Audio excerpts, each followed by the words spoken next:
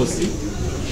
Alors, très gentil. Hein. Alors, ma question, avant d'arriver ici à Lubumbashi, j'ai vu que vous avez écrit au président de la République,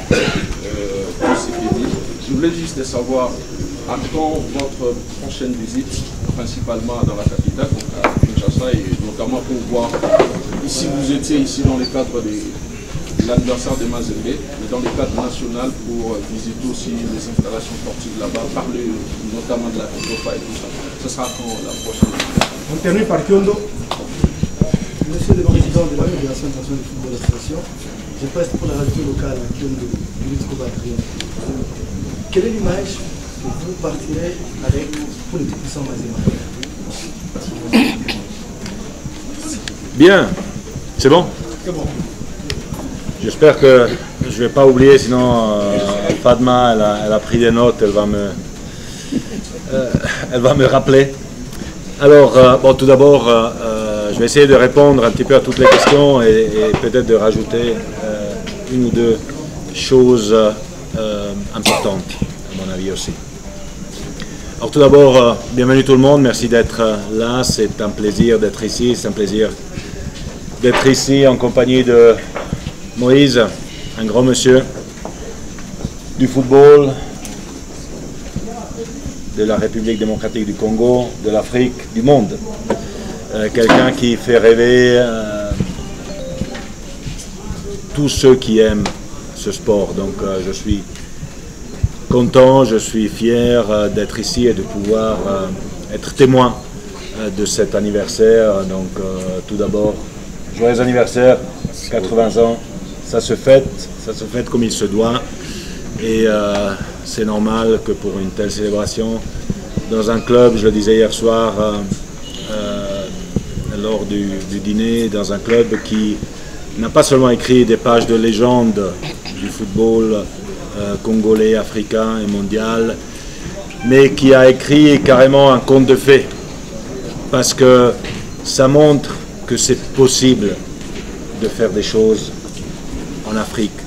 Et je le dis à tous les Africains, je le dis à tous ceux qui sont en dehors de l'Afrique et qui parfois jugent et disent des choses sans connaître la réalité. Alors c'est clair que la réalité, elle est difficile, elle est dure, mais c'est possible de faire des choses. Il faut la volonté et il faut le faire. Et Moïse Katumbi, c'est quelqu'un qui fait des choses, on le voit ici, on l'a vu ces dernières années. Et je tire mon chapeau. Monsieur, je suis fier d'être ici aussi à côté de Constant Omari, le président de la Fédération congolaise de football. Un pays de, bon, on me dit 85 millions, mais peut-être c'est plus autour de la centaine. Mais un pays de football, un pays de foot, de football. J'avais participé à la finale, je n'étais pas encore président de la FIFA, à la finale de la CHAN que vous avez gagné au Rwanda il y a quelques années, et j'ai pu témoigner sous un déluge incroyable cette nuit, un public congolais qui a soutenu son équipe pendant 90 minutes.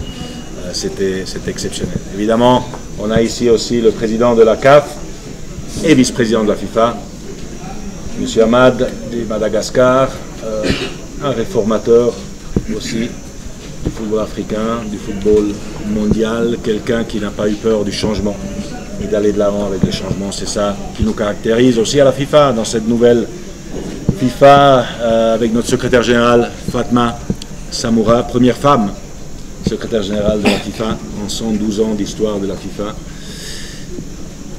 Et comme vous le savez, je pense aussi, elle n'est même pas européenne, n'est-ce pas? Et voilà, et c'est ça la nouvelle FIFA. Et d'ailleurs, il y a une autre personne de cette nouvelle FIFA que je ne vois pas par ici, mais qui doit être quelque part. Au cours de l'alphabétisation. Il est en train d'investiguer les infrastructures. C'est un Congolais, chers amis, Véron Mozengo Omba. Véron, c'est quelqu'un qui... il est suisse, comme son nom l'indique. Mais il est aussi un peu congolais, comme on a dit aussi. Et il vit en Suisse depuis un bout de temps. Il est à la FIFA aussi depuis un certain temps. Il était à l'UEFA avant, c'est un juriste. Il était en charge jusqu'à il y a quelques mois de l'Afrique, du développement du football, des associations nationales en Afrique et dans les Caraïbes. Depuis 2 mois maintenant, il est en charge du monde, donc du développement du football dans le monde. C'est un de chez vous, je voulais le mentionner ici parce que c'est sa patrie et je suis sûr que vous êtes fiers de lui, tout comme il est fier de son pays. Voilà. Donc, ceci dit, on m'a posé des questions sur ce centre. Mes commentaires à chaud, c'est magnifique, c'est exceptionnel. Ça n'a rien à envier aux meilleurs centres, aux meilleures académies, aux meilleurs centres techniques européens.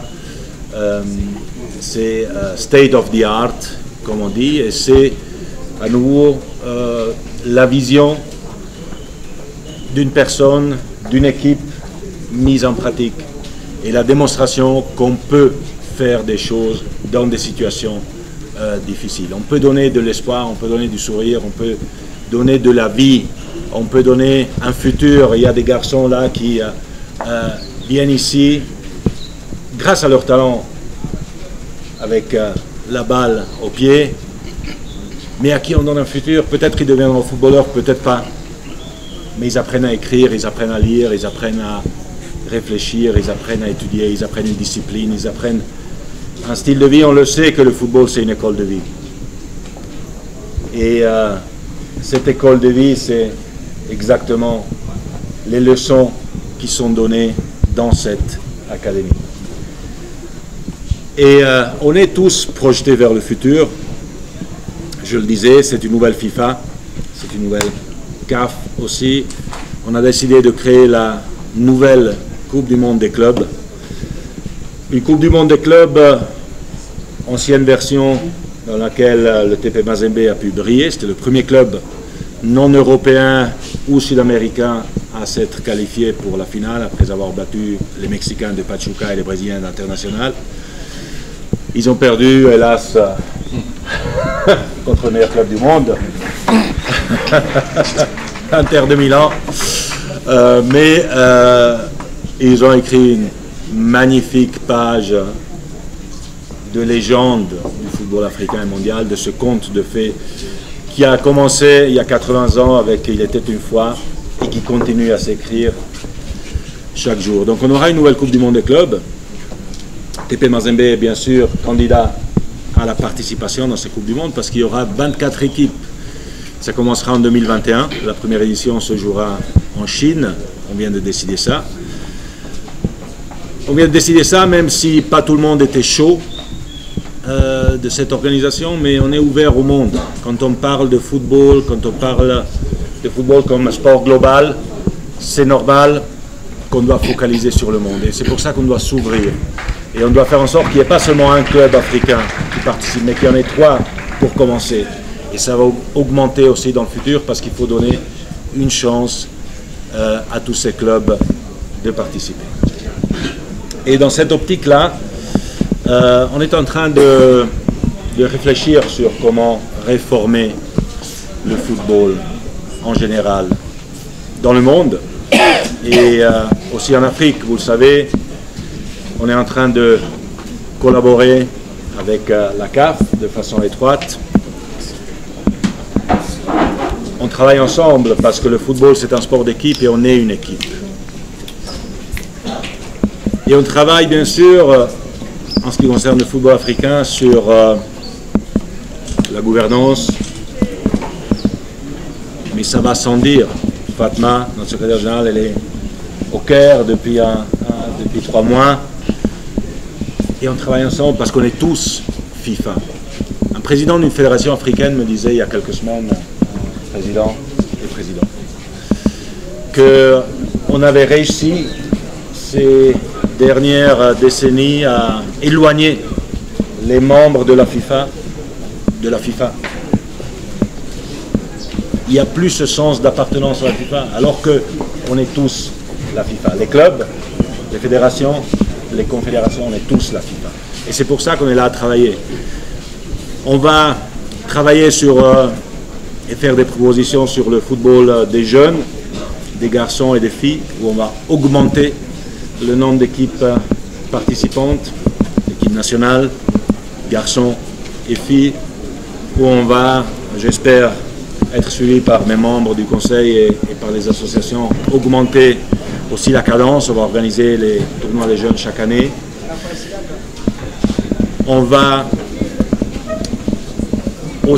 aussi décidé d'augmenter le nombre d'équipes pour la phase finale de la Coupe du Monde. On passe à 48 équipes. Pour ce qui concerne l'Afrique, on est passé de 5 à 9,5, pratiquement doublé.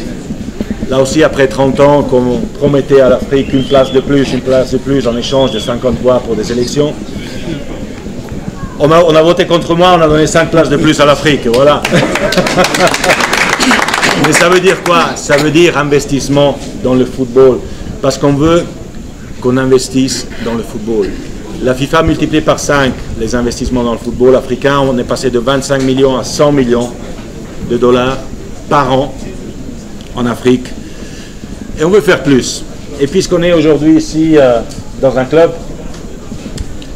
historique, et j'aimerais rappeler à ce stade aussi qu'il y a 2 semaines à Zurich, une nouvelle association mondiale des clubs a été créée, a été fondée par 8 clubs. Un de ces 8 clubs, c'est le TP Mazembe. Le président de cette nouvelle association mondiale des clubs de football, c'est M. Florentino Pérez, le président du club le plus titré au monde, le Real Madrid. Et lui-même a proposé que Moïse Katumbi soit le premier vice-président de cette nouvelle association mondiale des clubs. Ça montre l'importance de l'Afrique, l'importance de Lubumbashi, du TP Mazembe dans ce mouvement des clubs. Alors on est ici dans un club et j'aimerais lancer ici et vous informer de quelques idées qu'on veut mettre en place. Parce que en voyageant en Afrique, en discutant avec vous, avec les Africains, on me dit oui, mais vous savez qu'on connaît plus le football de la Première Ligue anglaise ou de la Liga espagnole ou de la Serie A en Italie que notre football à nous. En Afrique, notre football local. Et vous savez aussi que le business, sponsor, télévision africaine investissent plus en une année pour la Ligue anglaise seulement que pour tout le mouvement équipe nationale, club, ligue, Champions League africaine dans une année. Donc il est investi plus dans une ligue européenne que dans toutes les ligues et équipes nationales en Afrique en une année. C'est pas normal. C'est pas normal. C'est bien d'investir en Europe, très bien, mais c'est encore mieux d'investir en Afrique.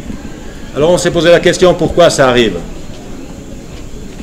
Parce que ce qu'on a à offrir, et ça c'est notre responsabilité, les dirigeants, ce qu'on a à offrir, c'est pas assez. On va changer ça et on travaille sur 3 piliers. Le premier c'est l'arbitrage. On va créer une élite d'arbitres. Les arbitres internationaux, c'est les arbitres FIFA, comme vous le savez.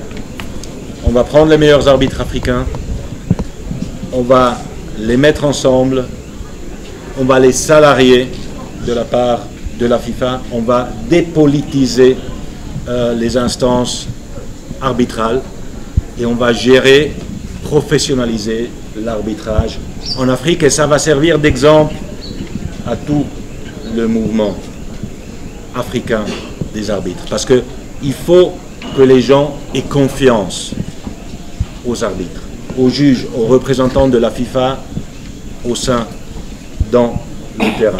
Pour trop de temps dans la discussion, j'écoute, oui, mais l'arbitre, mais si, mais la pression, mais si et ça. Voilà, on enlève la pression des arbitres, que la pression vienne chez nous. On est là pour ça.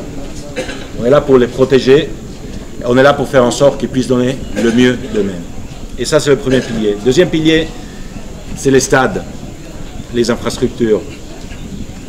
Alors, on a vu hier soir le stade du TP Mazembe, un très beau stade, 22 000 places, state of the art aussi, une ambiance de rêve d'ailleurs, avec des champions du monde qui ont foulé la pelouse, comme Yuri Djorkaeff, champion du monde avec la France, comme Samuel Eto'o, champion du monde avec l'Inter de Milan, contre le TP Mazembe.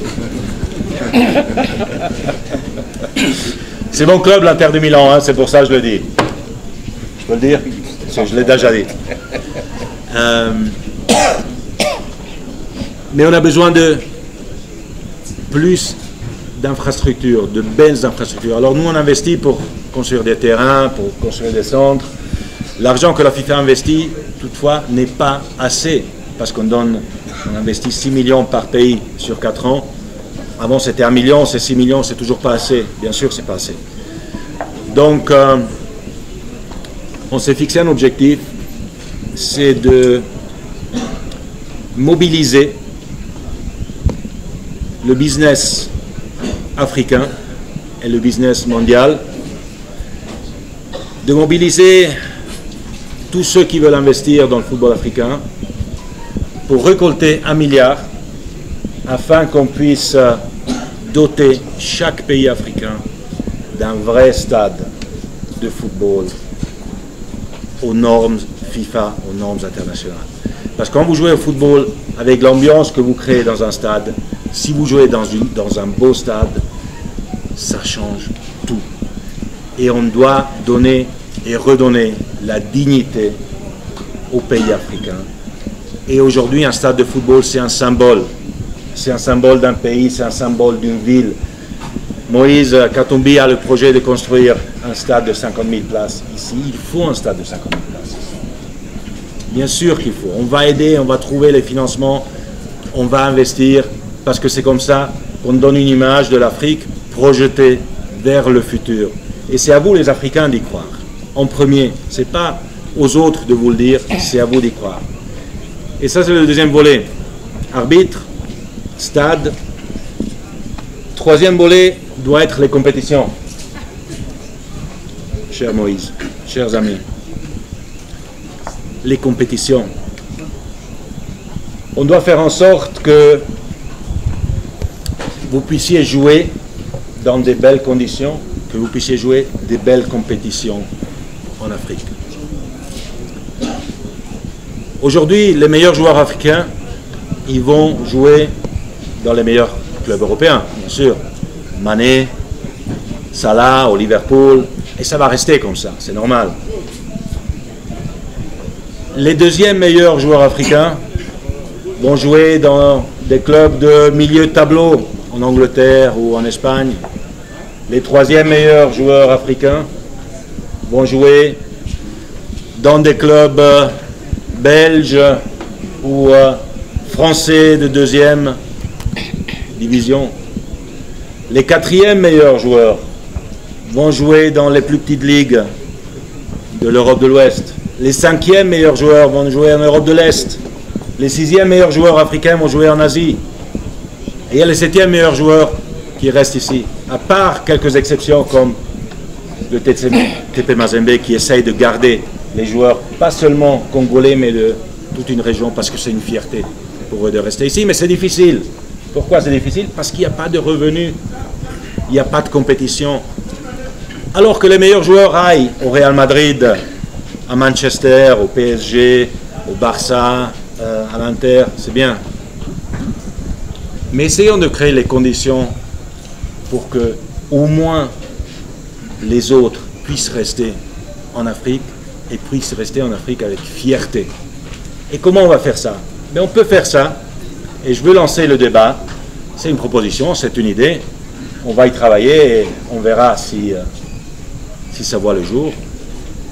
Il faut créer, chers amis, une vraie ligue africaine de football, de club, de la FIFA. Une FIFA African Football League qu'on travaille, qu'on élabore ensemble avec la CAF, avec les fédérations et avec les clubs africains. Il faut prendre les 20 meilleurs clubs d'Afrique et les faire jouer dans une ligue africaine. Une telle ligue peut générer du jour au lendemain au moins 200 millions de revenus, ce qui la place dans le top 10 du monde, du jour au lendemain. Et le potentiel avec 1 milliard et plus de population ici est incroyable. Investissons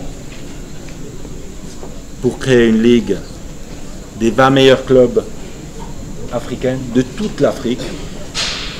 Et après, créons des compétitions au niveau des pays, au niveau des régions, des zones, qui puissent compétir après avec aussi ces équipes de cette ligue africaine. C'est comme ça qu'on peut générer un engouement dans des beaux stades avec des équipes qui ont les meilleurs joueurs, les meilleurs talents africains qui peuvent évoluer dans le pays. On donne un espoir aux Africains, on donne un sourire et on leur montre surtout qu'on peut faire des choses ici en Afrique. Ça, c'est le défi, chers amis de la FIFA. C'est le défi du président de la FIFA. C'est le défi, je pense, d'un continent, de vous tous, de nous tous, de montrer au monde ce qu'on peut faire. On disait, oui, le président de la FIFA, il veut développer le football en Afrique. Non, je ne veux pas développer le football en Afrique. Le football en Afrique se développe tout seul. Je veux porter le football en Afrique au sommet du monde. Et on peut le faire si on travaille ensemble.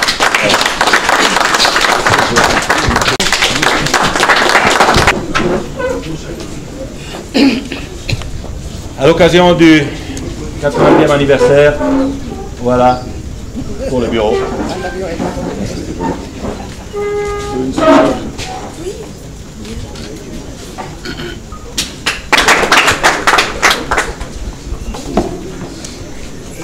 Et hier, il s'en est sorti avec une excuse du genou, etc. Je ne sais pas, un peu. Mais là, il n'y a plus d'excuses parce qu'à partir de maintenant, M. Katumbi est convoqué pour faire partie de l'équipe de la FIFA avec le numéro 10.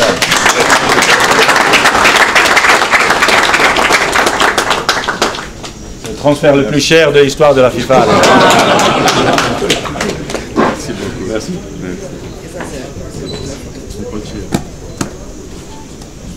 Et pour ne pas oublier le football féminin, Président, c'est le ballon de la finale de la Coupe du Monde féminine. Voilà. J'étais là, moi bien. Exactement. Merci. Merci. Ah ben je vais là-bas. Ça, c'est votre cadeau Magnifique. de la coordination des supporters de Tout-Puissant Mazembe. Merci beaucoup. Le coach de Kolwezi, vient de Kolwezi. Kolwezi. Ça, c'est le prix. Magnifique. Jenny Infantino, section Kolwezi, RDC. Magnifique. Merci beaucoup. Bravo. Hein. Merci. Ça pèse. Ça pèse, hein? Jenny Malaki. Merci beaucoup. Hein.